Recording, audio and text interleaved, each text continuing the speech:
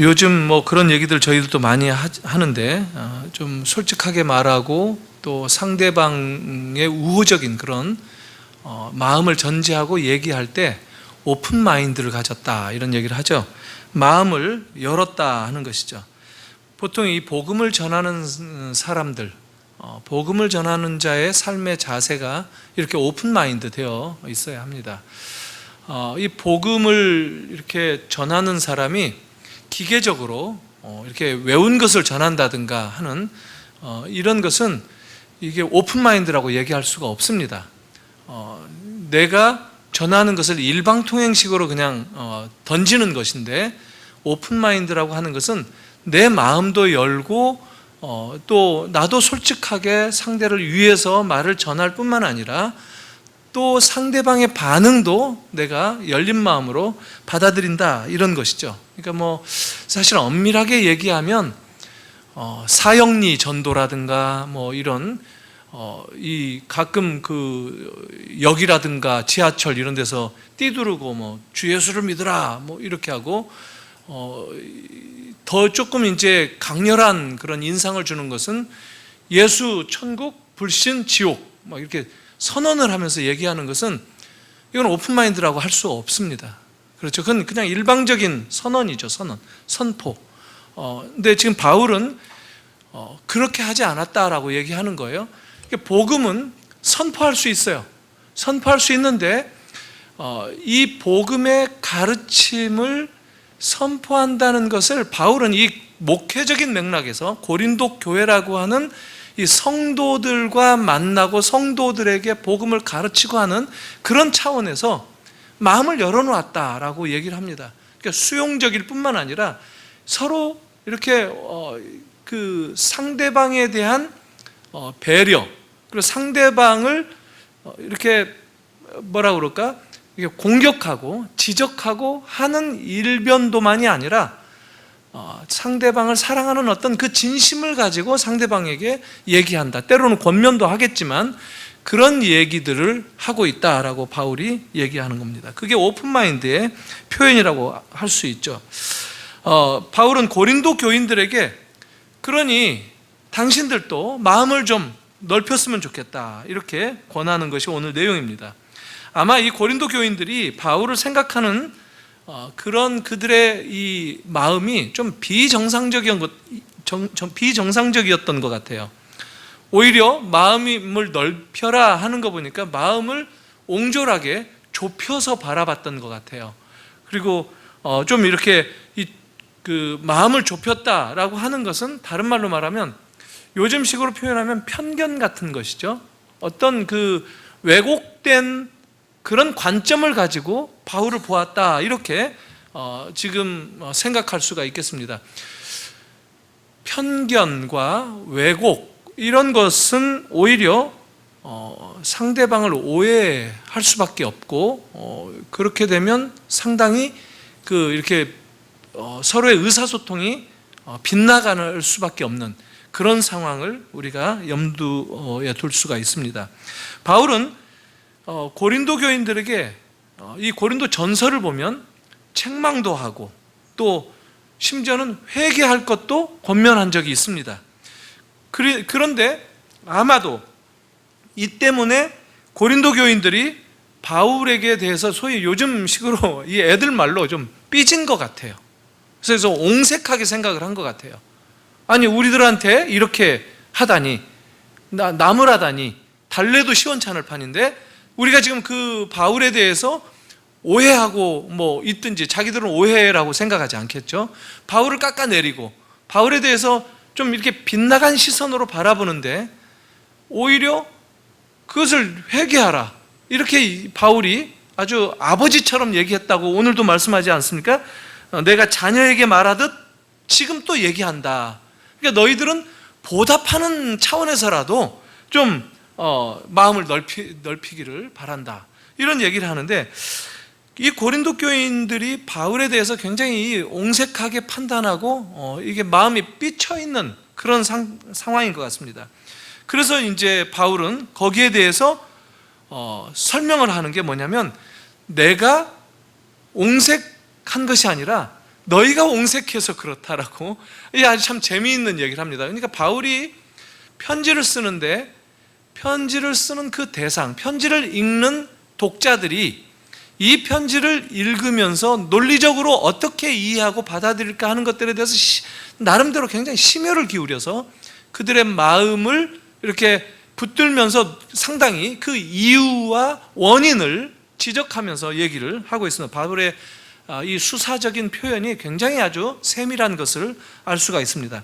그러니까 단순히 자기만 방어하는 것이 아니라 그 방어를 상당히 논리적으로 이유를 제시하면서 원인을 파헤치면서 얘기하고 있다라고 하는 겁니다. 그러니까 내가 잘못된 것이 아니라 내가 그냥 일방적으로 나무란 것이 아니라 너희들이 지금 잘못 판단을 내린 것 때문에 문제가 생겼다, 이렇게 얘기합니다. 13절에 보니까 이 자녀들을 대한 것처럼 얘기했다라는 것은 뭘까요? 사랑과 뭔가 그들을 생각하는 그 마음, 아주 따뜻한 마음, 자녀들을 바라보는 시선이 뭐 나쁠 수가 있습니까? 부모의 마음이, 부모의 자녀들을 염려하는 그런 마음이 사랑이죠. 때로는 안타까움이기도 하겠고, 그러니까 그런 마음으로 말해왔는데, 그러니까 보답하는 마음이라도 마음을 좀 넓혔으면 좋겠다. 너는 왜 생각이 그러냐? 엄마가 이렇게 얘기하는데도 너는 그렇게 꽁하면 되겠는가? 지금 이런 식이라는 거죠. 엄마가 아니라 이제 바울이니까 아빠겠죠. 그러니까 그런 표현을 한다고 우리가 볼 수가 있겠습니다. 그러니까 바울은 그들에게 너희들도 나처럼 한번 마음을 넓혀서 내가 말하는 권고를 한번 소위 역지사지해서 한번 들어보고 했으면 좋겠다. 이것이 권면입니다. 자, 오늘 본문은 이 내용입니다. 이것을 근거로 이 정황을 살펴보면서 오늘 본문을 통해서 우리가 배울 수 있는 그런 메시지, 의미는 무엇인가 하는 것들을 좀 한번 생각해 보았으면 좋겠습니다.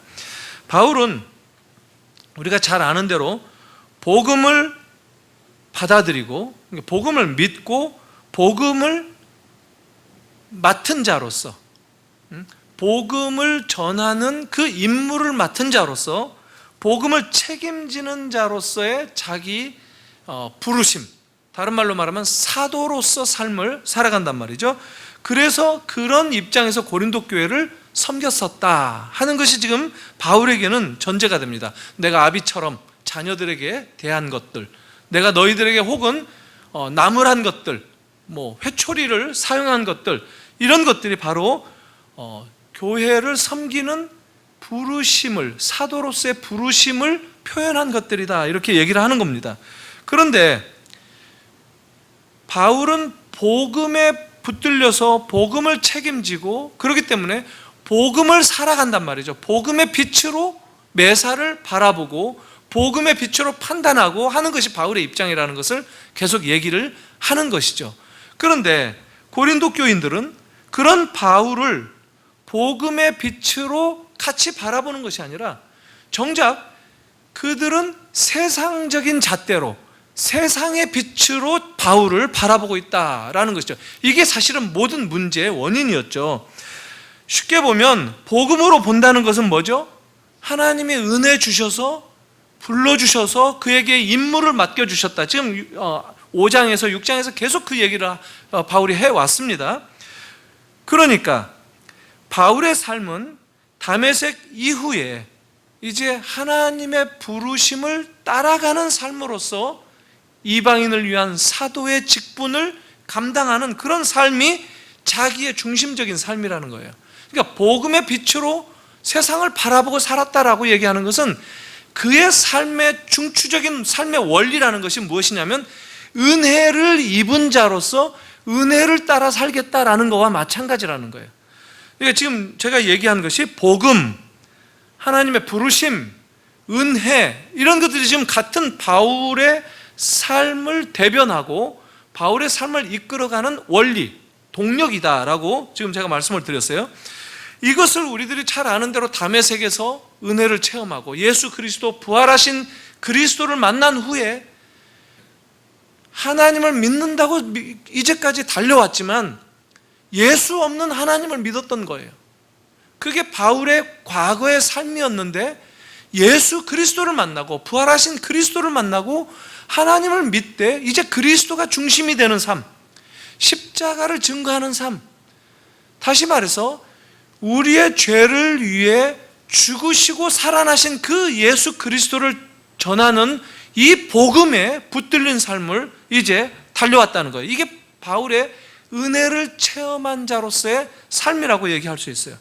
이게 뭐냐면 이제 그 부르심은 이방인들에게 복음을 전하는 이방인들을 위한 사도로서의 삶을 살았다는 거예요. 그런데 반면에 고린도 교회 성도들은 그렇게 바울이 복음의 빛으로 복음의 원리로 하나님의 은혜, 하나님의 부르심을 따라서 살아가는 삶인데 그런 빛으로 바울을 보지 않고 오히려 세상의 눈으로 봤다는 거예요. 고린도 전서에서 이미 많이 나와 있는 표현들인데 세상에서는 무엇을 근거로 어떤 원리를 가지고 어떤 잣대를 가지고 사람들을 보고 판단하죠? 다른 말로 말하면 고린도식으로 얘기하면 이 헬라인들은 지혜를 쫓았다라고 얘기하잖아요. 유대인들은 표적을 쫓았고, 그런데 우리는 예수 그리스도를 따른다라고 바울이 얘기하지 않았습니까? 내가 그리스도의 십자가 외에는 전하지 않았다라고 얘기하지 않습니까? 2장 4절이에요, 고린도 전서에. 근데 이 고린도 교회 성도들은 세상의 빛으로 바라봤기 때문에 지혜가 얼마나 있는가? 지혜라는 것은, 여기서 말하는 지혜는 그 구약이 말하는 여호와를 경외하는 그 지혜를 말하는 게 아니에요. 헬라 철학을 얘기하는 거예요. 헬라 철학. 소피아를 얘기하는 거예요. 헬라 철학. 그 구약에서 말하는 호크마라고 하는 그런 지혜가 아니라 사람들이 머리를 궁리하고 하는 이 세상 안에서의 삶의 원리, 이것들을 터득하는 거. 이게 인생 철학, 인생의 지혜, 세상은 무엇으로 만들어졌는가? 물이다, 어떤 사람은 불이다, 어떤 사람은 수다, 피타고라스는 수라고 그랬죠. 이런 헬라인들의 철학, 이것을 내세워서 말도 잘하고 하면 인기가 좋구나, 저 사람이 우리에게 진리의 길을 인도하는 사람이다, 이렇게 쫓았던 이 고린도 사람들이 지혜를 추구해요. 때로는 지식을 추구하고, 오늘날로 말하면 학식을 추구하죠. 학식을. 그러니까 바울에게 늘 말하는 게, 저 사람은 추천장 하나 없다, 누구한테 천거받은 이 추천서 한 장 가지고 있지 않다, 목사 안수도 받지 않았다, 이런 식으로 얘기했다는 거예요. 그건 뭐죠? 대부분 이 세상에서 가졌던, 쌓아놓았던 경험들, 이 세상에서 인정받을 수 있는 자격 조건, 이 세상의 잣대로 판단하는 그런 삶의 원리, 이런 것들을 가지고 바울을 판단을 했었다라는 겁니다. 그리고 또 뭐죠? 고린도전서에서 계속 강조되고 나왔던 것이 뭐냐면, 은사 가지고 고린도 사람들은 자랑했죠. 은사는 은혜하고 달라요. 고린도인들이 은사를 가지고 자랑하는 거를 하도 답답하니까 은사 따지지 마라, 한마디로 그걸 얘기한 거예요. 12장, 13장, 14장에 은사장들이 열거되고 있는데 그 중에 제일은 사랑이다라고 얘기하잖아요.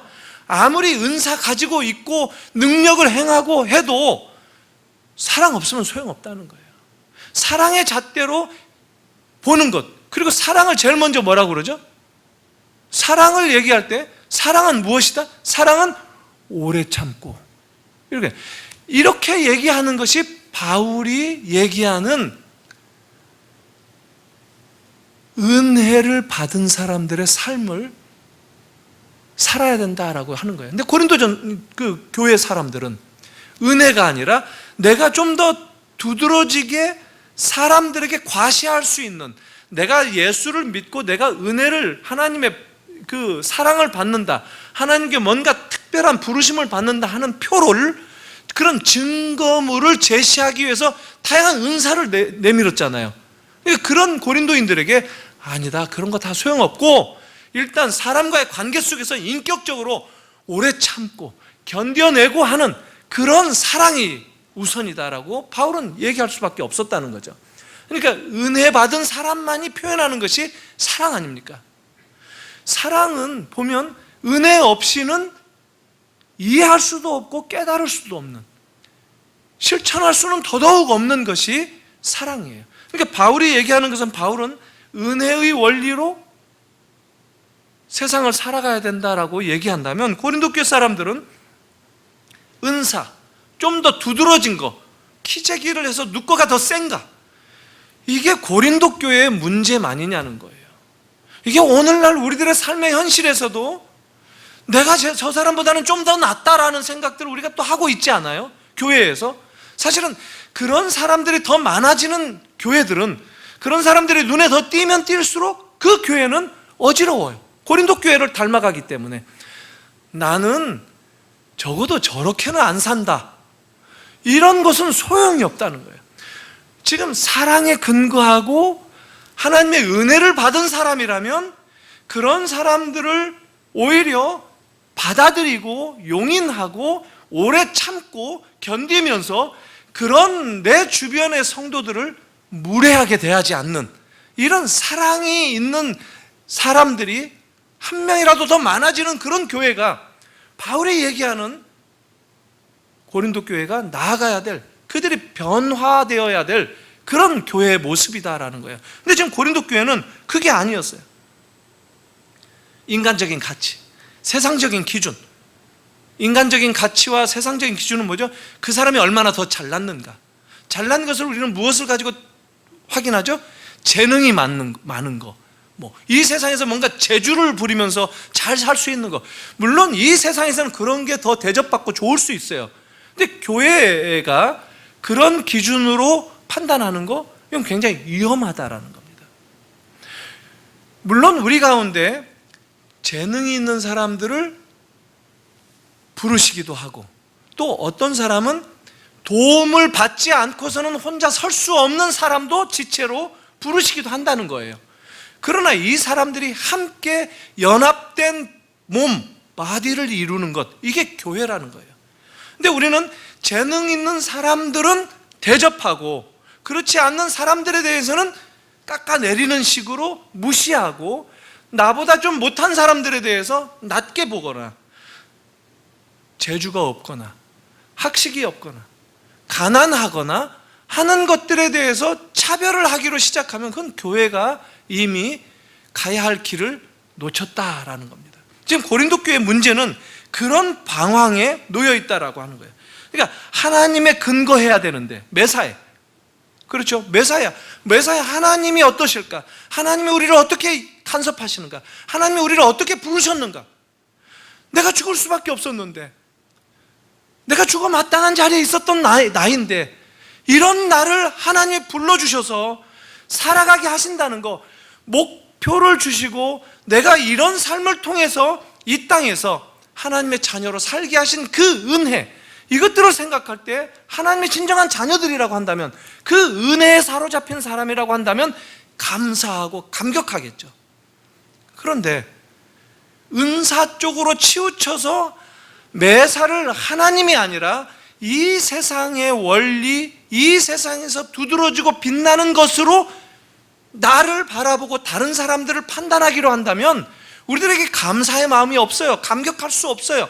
우리들의 신앙생활을 항상 지적하고 오히려 다른 사람들에게 상처 주게 되고 하는 이런 방향으로 나간다는 거예요. 지금 고린도 교회의 문제가 그 문제였다라는 겁니다. 우리 기독교 신앙은 모든 것이 다 믿음 생활 뿐만 아니라 믿음의 내용, 모든 것들이 다 바로 그 하나님에게 근거합니다. 근데 그 하나님은 누구냐면 아들을 세상에 내어주셨어요. 우리를 자녀 삼으시기 위해서. 그 하나님. 바울이 바리새인으로서 하나님을 얘기했었던 때가 있었죠.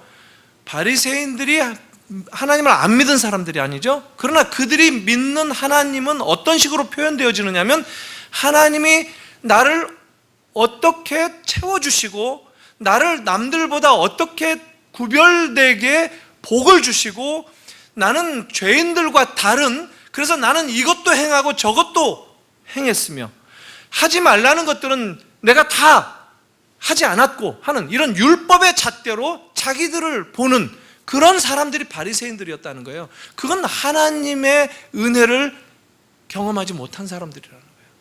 밀어내는 사람들, 하나님을 믿고 이제까지 수백 년 살아왔는데 그 유대적인 바리새인들의 특징은 세리와 바리새인의 기도를 예수님이 소개하셨죠. 세리는 어떻게 기도했어요? 가슴을 쳤죠. 가슴을 쳤죠.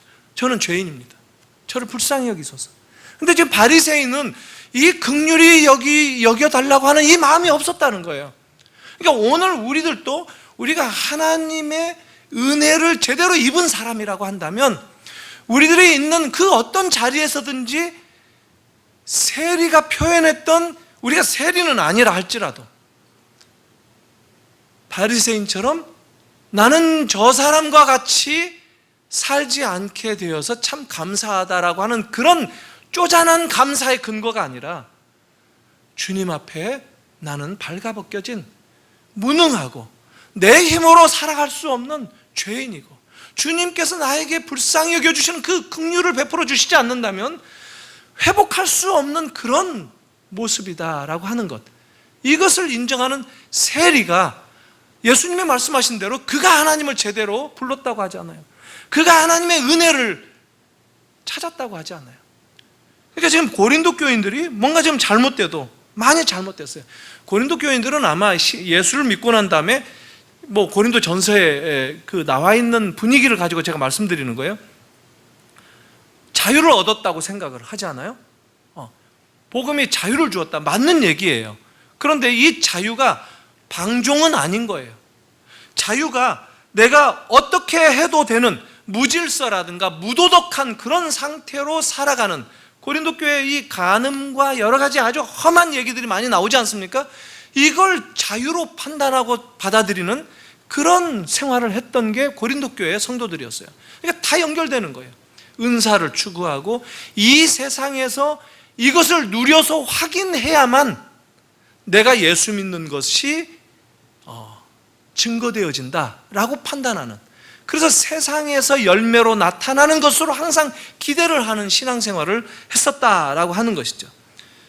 오늘 현대사회에 있어서도 사실 우리들이 경험하는 것 가운데 하나의 이 참 현대사회의 특징과 같은 그런 기준이 뭐냐면 자유 개념의 타락 아닙니까? 현대인들만큼 자유를 추구하는 사람들이 없죠.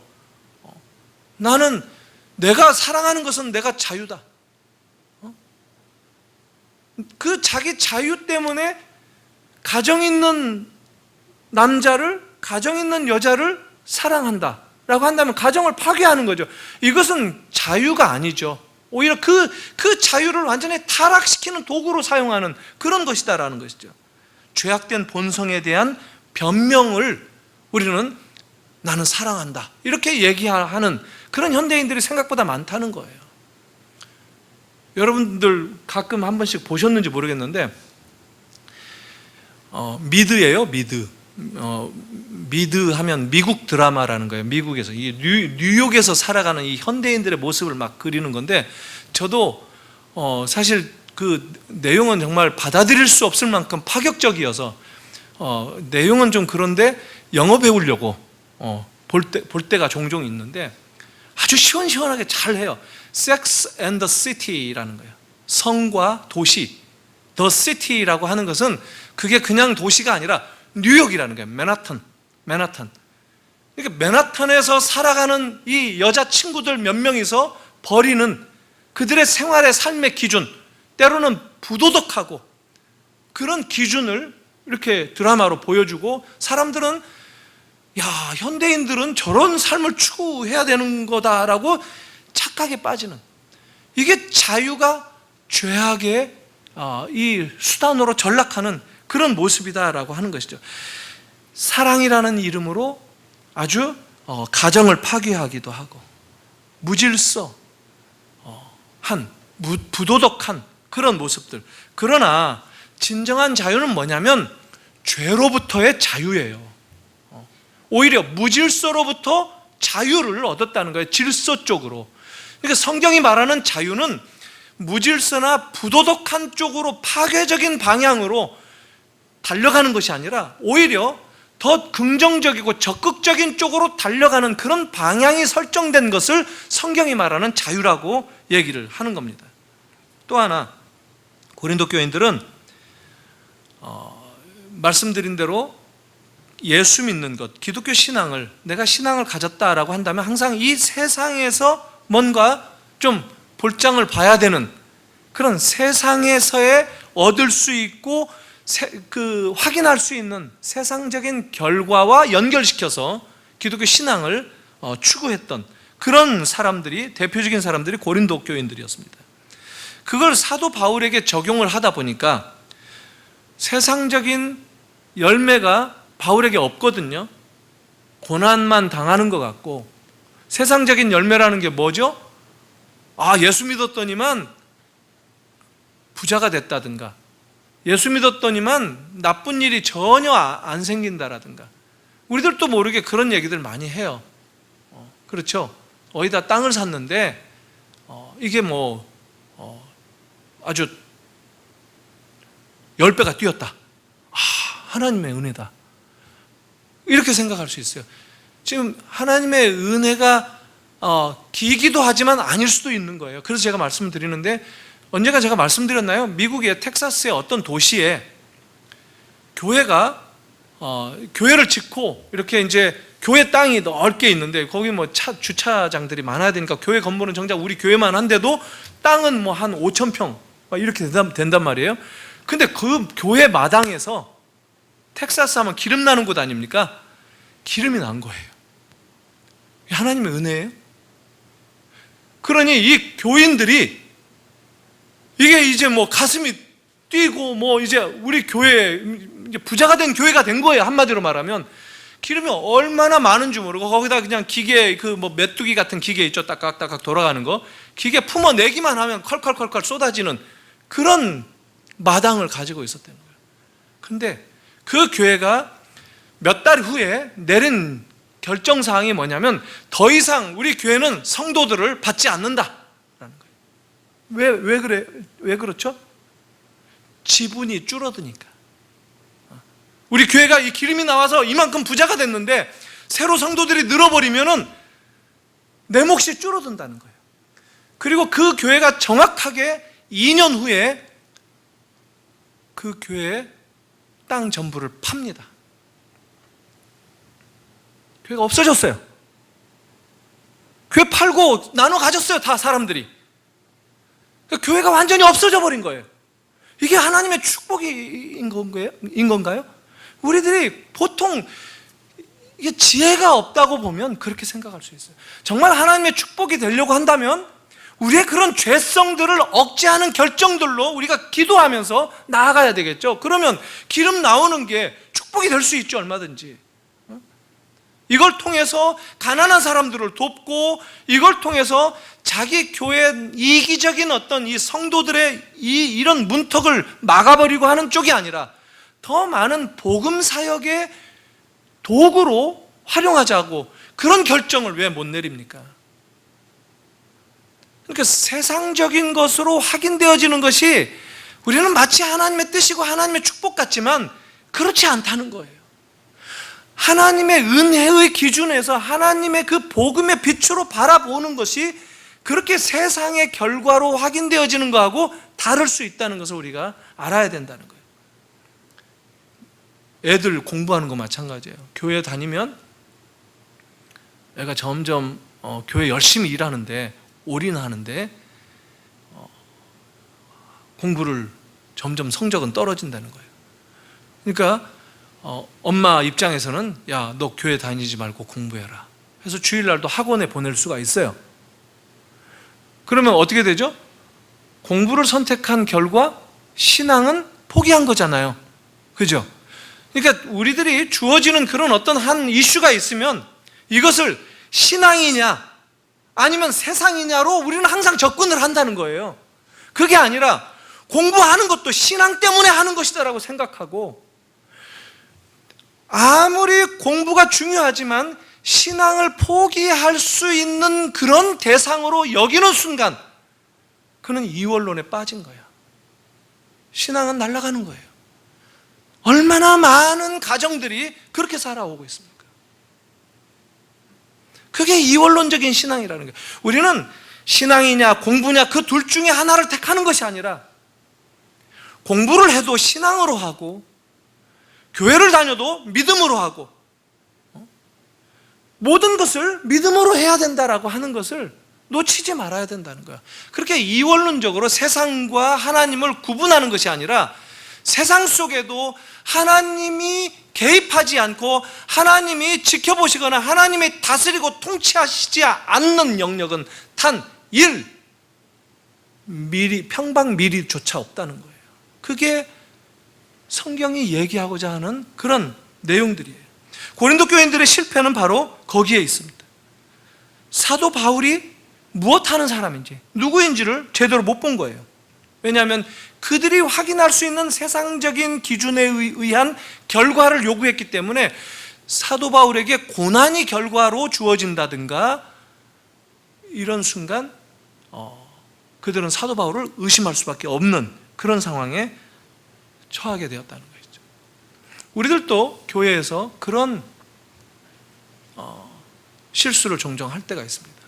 그런 세상적인 기준에 의해서 사람들을 본다는 거예요. 그리고 항상 아까 말씀드렸던 바리새인과 세리의 그 관점을 가지고 나를 이렇게 다른 사람들과 차별화하는 그런 걸로, 그러니까 내 신앙을 무엇으로 증거해야 되죠? 내가 다른 사람보다 좀 더 잘났다 하는 것으로 증거하는 것이 아니라 내가 가진 이 나에게 주신 것으로 어떻게 하나님을 더 섬기는가, 어떻게 나보다 약한 사람들에게 해가 되지 않고 유익이 돌아가는 방향으로 섬길 수 있는가, 이것으로 확인을 해야 되겠죠. 어떤 새신자가, 그러니까 그런 게 말이나 이런 것들로 확인될 수 있는데, 새신자가 와가지고 한 2달 성경 공부를 했어요. 성경 공부 2달 하고 사도신경과 주기도문을 다 외웠다 하고 얘기를 한다고 봐요. 새신자는 정말 이제 아장아장 신앙의 초보자 아닙니까? 2달 걸려서 사도신경과 주기도문을 다 외웠다. 그러면은 오래된 성도들이 야 아직도 갈 길이 멀다. 난 20년 됐는데 아직도 먼 길 가야 된다. 이렇게 얘기하면 그 사람 얼마나 좌절하겠어요. 따뜻한 마음이 아니겠죠. 오히려 야, 너 정말 대단하다. 나는 2달 이틀 걸렸는데 그거를 너는 2달에 그냥 끝냈구나. 야, 정말 대단하다. 작은 거, 약한 것을 좋게 보는 그런 시선이 있어야 되는데, 그런 시선이 뭐냐면 그냥 겉으로 드러나는 세상적인 양적인 접근이 아니라 복음의 빛, 복음의 접근을 통해서만이 가능한 것이다라는 거예요. 작은 것 하나를 귀하게 인정해주고 하는 것들, 이것들이 굉장히 중요하다는 거예요. 상대방의 약점을 가지고 상대방을 털어내리는 것이 아니라 약점을 보기보다는 그가 가지고 있는 하나의 좋은 점은 무엇인가 하는 것으로 사람들을 보고 하는 것. 고린도 교회는 바울에 대해서 그런 시각에 실패했다라고 하는 것입니다. 예수님이 그런 얘기를 하셨죠. 많은 무리들이 당신을 따랐을 때, 요한복음에 나오는 건데, 예수님이 하신 말씀은 참 아주 굉장히 우리의 마음 가운데 도전을 주는 말씀인데, 너희가 나를 따르는 까닭이 무엇이냐 하는 것에 대해서 예수님이 지적하신 겁니다. 너희가 나를 따르는 것은 먹고 배부르기 위함이냐, 먹고 배부른 까닭이니라 라고 예수님이 아주 혹독하게 지적을 하셨죠.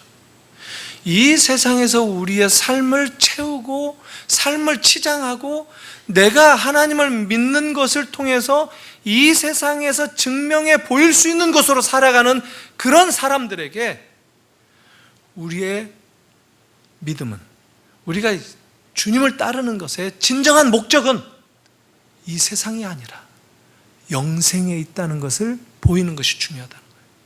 고린도 교인들은 거기에 실패했어요. 사실 우리들도 종종 마찬가지입니다. 우리가 예수를 믿는 게 뭡니까? 먹고 배부르기 위함, 이 세상에서 우리의 야망을 실현하기 위해서 이런 것들을 내려놓을 때 세상의 빛으로 사람들을 보고 편견을 가지고 바라보는 그런 것으로부터 자유로울 수 있다라는 거예요. 우리들은 이해관계 때문에 만난 것이 아니에요. 그렇죠? 예를 들면 제가 목사인데 주님의 말씀을 전하고 또 하나님의 그 뜻을 같이 나누고 우리가 함께 그 하나님의 인도하심을 따라가는 방향으로 그런 노력을 하는 것. 그렇다면 여러분들이 저에게 봐야 될 것은 무엇이냐면 정말 말씀에 제대로 서 있는가? 말씀을 정말 바로 전하려고 애를 쓰는가? 이게 여러분들이 저를 보는 판단이어야 된다는 거예요. 세상적인 잣대로 세상적으로 드러날 수 있는 어떤 저의 그 열매 이런 것들로 저를 판단한다는 것은 잘못됐다는 거예요. 그게 이해관계로 우리가 만나는 것이 아니라 저도 여러분들에게 마찬가지입니다.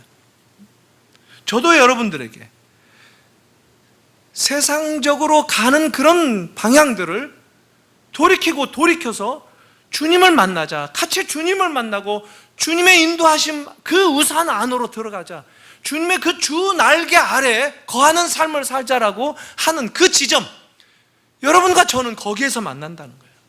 바울과 고린도 교인들이 그런 지점에서 만났어야 되는데 그걸 실패했다는 거예요. 오늘 말씀은 바로 고린도 교회 2000년 전에 그런 교회 성도들에게 주어진 말씀만이 아니에요. 어떤 면에서 보면 오늘도 여전히 하나님의 은혜의 부르심, 하나님께서 죽을 수밖에 없는 나를 자녀 삼아 주셨던 그 은혜로 내 삶을 바라보면서 내가 살아가야 되는가?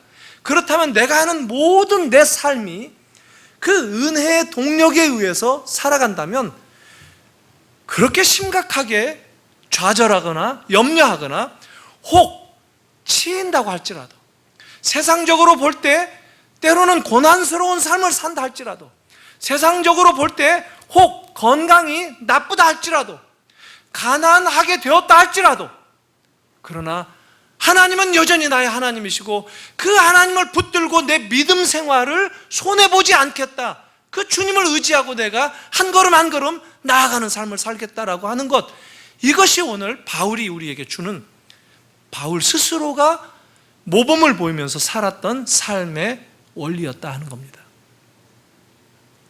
아름답지 않습니까? 머리가 숙여지지 않습니까? 저는 가끔 이런 바울의 음성을 마음에 이렇게 새길 때마다, 좀 시간을 두고 곱씹을 때마다 어떤 생각이 드느냐면 정말 바울의 그 발바닥이라도 쫓아갔으면 좋겠다, 이런 생각이 듭니다. 사랑하는 성도 여러분, 이 부르심이 여러분들의 모든 삶의 요소 경험들 속에서 작게나마 꽃 피우도록 애쓰시고 주님 앞에 긍휼을 끊임없이 갈구하는 그런 하나님의 부르심을 입고 진정 복음 안에서 자유한 그런 성도들이 되시기를 주님의 이름으로 축원합니다.